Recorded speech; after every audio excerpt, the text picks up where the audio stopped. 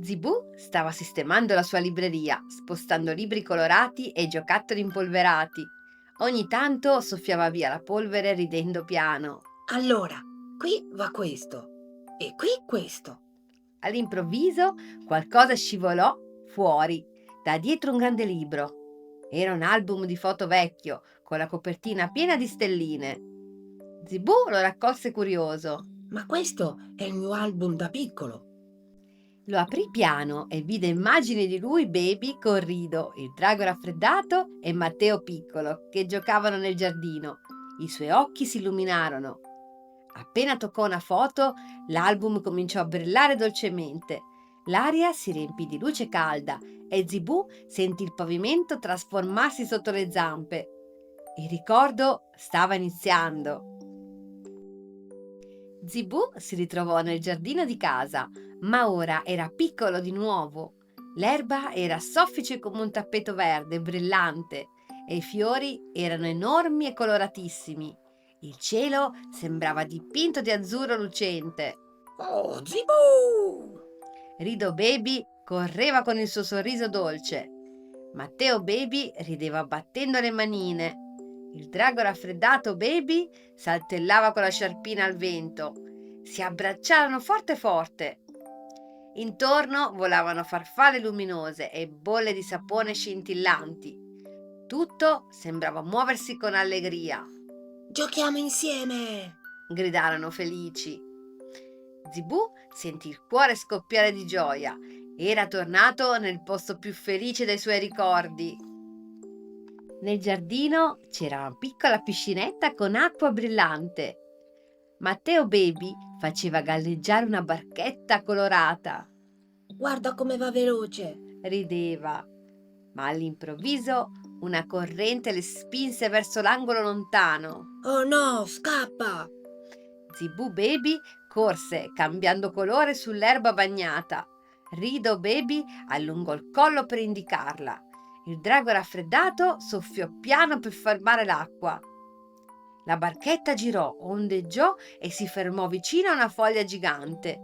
Zibù la prese ridendo. Salvata! Tutti applaudirono saltando felici. L'avventura era riuscita grazie all'aiuto di tutti insieme. Dopo il gioco, i piccoli amici si sedettero sull'erba in cerchio. Il sole li scaldava con luce dorata e il giardino sembrava brillare. Farfalle colorate volavano lente intorno a loro come stelline di giorno. Zibù Baby avvolse i suoi amici con la coda a spirale in un grande abbraccio. Rido sorrise dolcemente, Matteo rise piano e il drago raffreddato fece un buffo starnuto felice. E ridevano tutti insieme. In quel momento capirono che stare tutti uniti rendeva ogni gioco più bello e sicuro. Il giardino sembrava un luogo magico creato solo per la loro amicizia. Una luce calda tornò a brillare intorno a Zibù.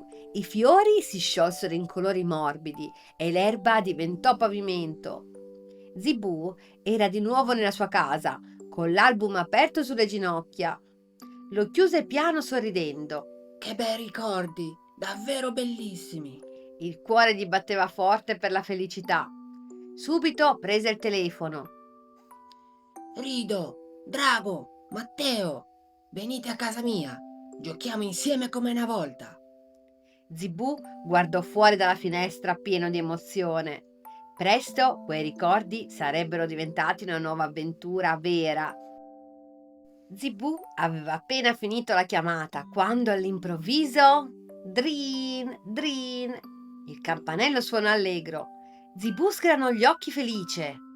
Arrivano, arrivano! Davvero! Corse veloce verso la porta con la coda che faceva spirali nell'aria.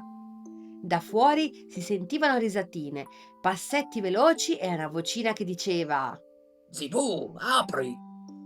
Zibù aprì piano piano e vide Rido che saltellava felice e il drago raffreddato con la sciarpina che svolazzava e Matteo che batteva le mani emozionato. Siamo qui! Gridarono insieme.